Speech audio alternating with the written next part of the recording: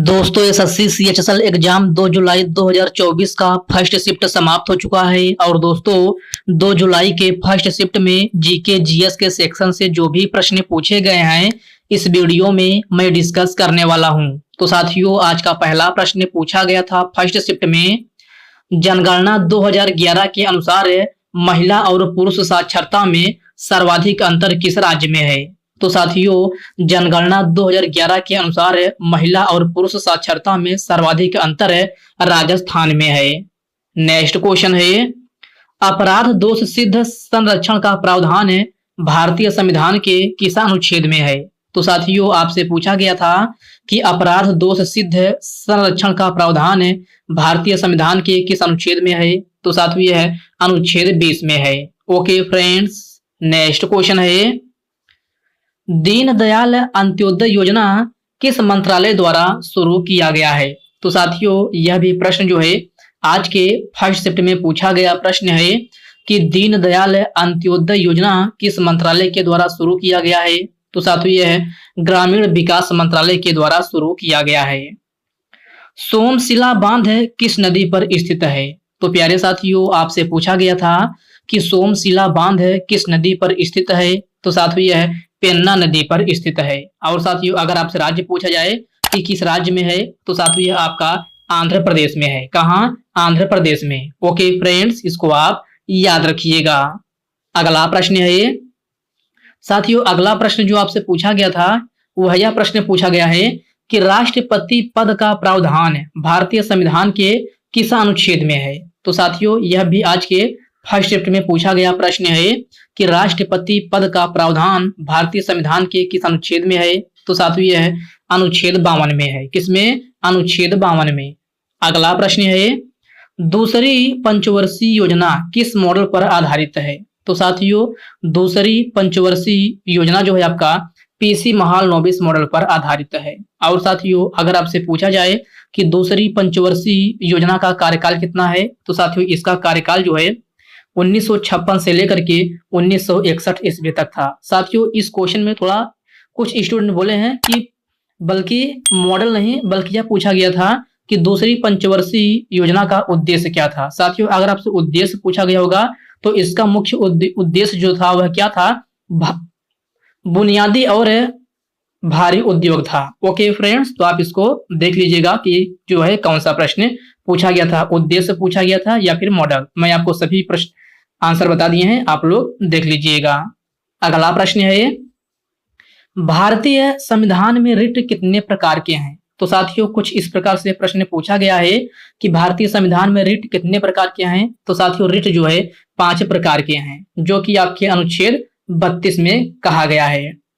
South Asian football championship में भारत पहली बार विजेता कब बना था। तो साथियों आपसे पूछा गया था कि साउथ एशियन फुटबॉल चैंपियनशिप में भारत पहली बार कब विजेता बना था।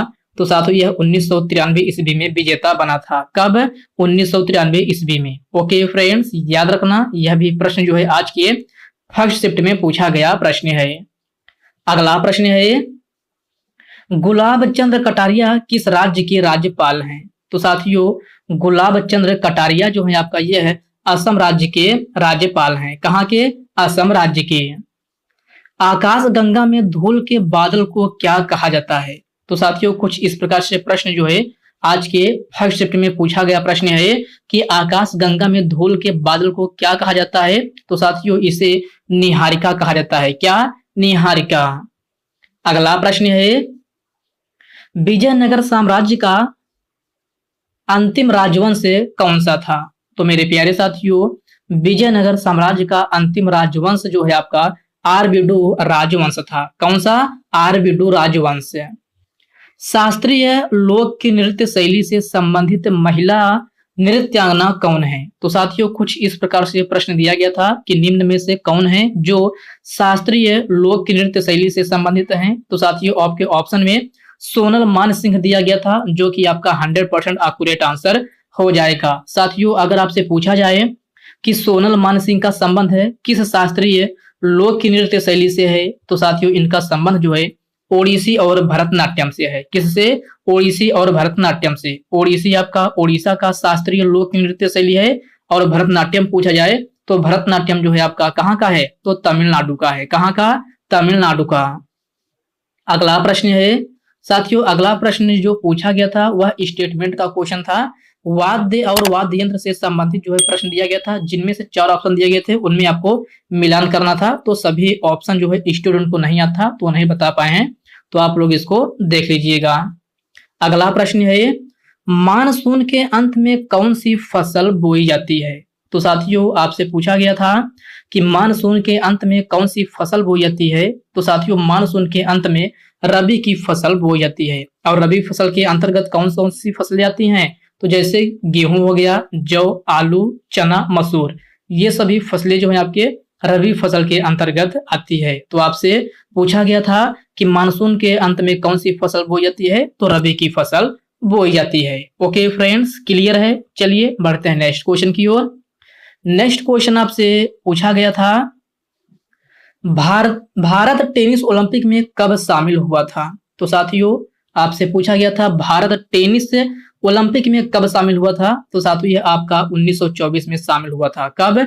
1924 में। साथियों कुछ स्टूडेंट बोले हैं कि ये प्रश्न ना पूछ कर बल्कि ये प्रश्न पूछा गया था कि टेनिस को ओलंपिक में कब शामिल किया गया था। साथियों दोनों क्वेश्चन तो देखने में सेम लग रहे हैं, बट दोनों क्वेश्चन सेम नहीं है। लेकिन ये क्वेश्चन जो है दोनों क्वेश्चन स्टूडेंट के द्वारा बताया गया है कि कुछ लोग बोले हैं कि भारत टेनिस ओलंपिक में कब शामिल हुआ था, तो आपका आंसर 1924 होगा। अगर पूछा गया होगा टेनिस को ओलंपिक में कब शामिल किया गया था, अगर यह क्वेश्चन आपसे पूछा गया होगा तो आपका यह 1988 में शामिल किया गया था। कब? 1988 में। साथियों क्वेश्चन का लैंग्वेज थोड़ा मिलता जुलता दिख रहा है, इसलिए आप लोग कंफ्यूज हैं। तो मैंने आपको दोनों क्वेश्चन का आंसर बता दिया हूं। अब आप लोग देख लीजिएगा कि कौन सा प्रश्न पूछा गया था, 1924 वाला या फिर 1988 वाला। मैंने आपको दोनों आंसर बता दिया है।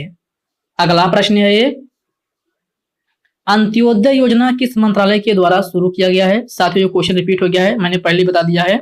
आपसे पूछा गया था दीनदयाल अंत्योदय योजना किस मंत्रालय के द्वारा शुरू किया गया है, तो मैंने शायद तीसरे ही क्वेश्चन का आंसर बता दिया है, आवास और शहरी मंत्रालय के द्वारा यह शुरू किया गया है। यह भी प्रश्न जो है आज के फर्स्ट शिफ्ट में पूछा गया प्रश्न है।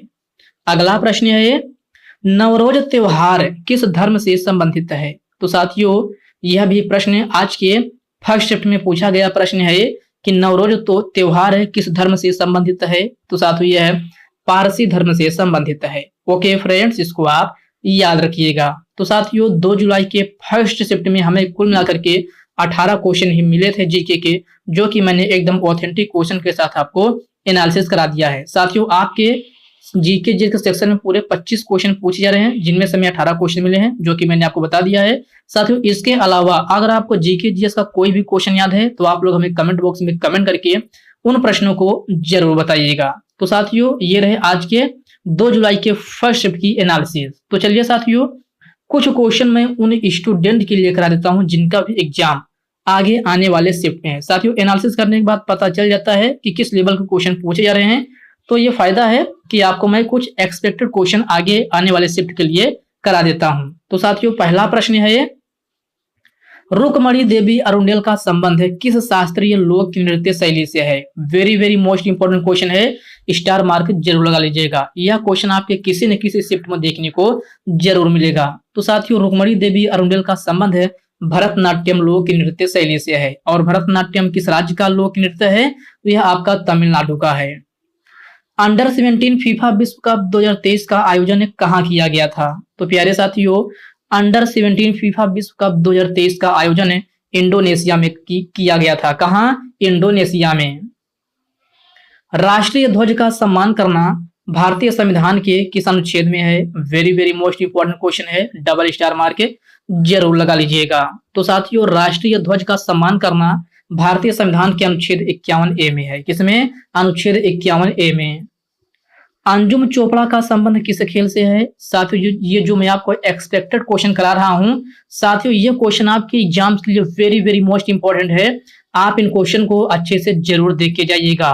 तो साथियों अंजुम चोपड़ा का संबंध आपसे पूछा गया है किस खेल से है? तो साथियों इनका संबंध क्रिकेट खेल से है। ठोस अवस्था से सीधे गैस की अवस्था में परिवर्तित होने वाली प्रक्रिया क्या कहलाती है?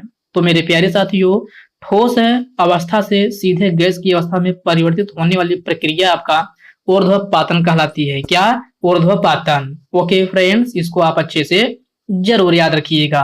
अगला प्रश्न है, हड़प्पा किस नदी के तट पर स्थित है? तो मेरे प्यारे साथियों, आपको बताना है कि हड़प्पा जो है किस नदी के तट पर स्थित है। तो साथियों यह रावी नदी के तट पर स्थित है। ओके फ्रेंड्स, इसको आप अच्छे से जरूर ध्यान में रखिएगा। अगला प्रश्न है, साइमन कमीशन भारत किस वर्ष आया था? तो साथियों यह एसएससी का फेवरेट क्वेश्चन है। आपके जो आप एसएससी सीएचएसएल का एग्जाम देने वाले हैं, यह प्रश्न आपके किसी न किसी शिफ्ट में देखने को जरूर मिलेगा। जैसे कि साइमन कमीशन भारत किस वर्ष आया था? तो साथियों यह 1928 ईस्वी में आया था। कब? 1928 ईस्वी में। फुटबॉल खेल में खिलाड़ियों की संख्या कितनी होती है? तो साथियों आप देख ही रहे हैं, खेल से संबंधित हर एक शिफ्ट में प्रश्न रिपीट हो रहे हैं। अब आपसे अगले शिफ्ट में यह भी पूछा जा सकता है कि फुटबॉल खेल में खिलाड़ियों की संख्या कितनी होती है? तो 11 होती है। कितना? 11। अगला प्रश्न है, कथक क्या है? तो साथियों आपको बताना है कथक क्या है। तो साथियों कथक एक भारतीय शास्त्रीय नृत्य है। क्या? भारतीय शास्त्रीय नृत्य, जो कि कहाँ का है? साथियों यूपी का है। कहाँ का? यूपी का, अर्थात उत्तर प्रदेश का जो है कथक नृत्य शैली है। महाराष्ट्र सरकार द्वारा पहला उद्योग रत्न पुरस्कार किसे दिया गया है? तो मेरे प्यारे साथियों, महाराष्ट्र सरकार द्वारा पहला उद्योग रत्न पुरस्कार जो है रतन टाटा को दिया गया है। किसको? रतन टाटा को। Very very most important question है, डबल स्टार मार्क इसको जरूर लगा लीजिएगा। अगला प्रश्न है, हरित क्रांति के जनक कौन है? तो साथियों आप बताना है कि हरित क्रांति के जनक कौन है। तो साथियों हरित क्रांति के जनक जो है एम एस स्वामीनाथन को माना जाता है। किसको? एम एस स्वामीनाथन को। ओके फ्रेंड्स, क्लियर है। चलिए बढ़ते हैं नेक्स्ट क्वेश्चन की ओर। नेक्स्ट क्वेश्चन आपका है, पंडित रविशंकर का संबंध है किस वाद्य यंत्र से है?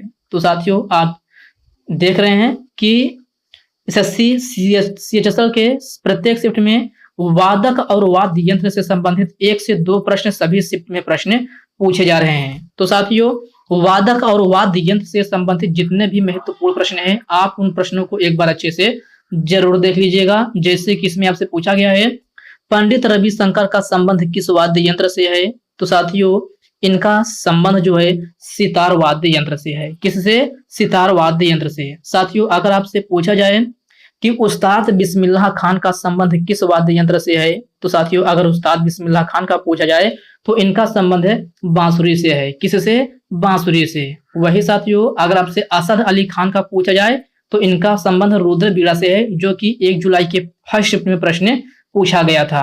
अगला प्रश्न है, राधा श्रीधर का संबंध किस शास्त्रीय लोक की नृत्य शैली से है? तो मेरे प्यारे साथियों आप बताना है कि राधा श्रीधर का संबंध किस शास्त्रीय लोक नृत्य शैली से है? तो साथियों इनका संबंध भरतनाट्यम से है। किससे? भरतनाट्यम से। ओके फ्रेंड्स, क्लियर है। तो साथियों आज के इस वीडियो में बस इतने प्रश्न करते हैं। तो साथियों यह वीडियो आपको कैसी लगी आप कमेंट बॉक्स में कमेंट करके अपना फीडबैक जरूर दीजिएगा। और साथियों यह वीडियो आपके लिए थोड़ा भी हेल्पफुल लगा हो तो इस वीडियो को लाइक कर दीजिए, अपने साथियों के साथ शेयर कीजिए।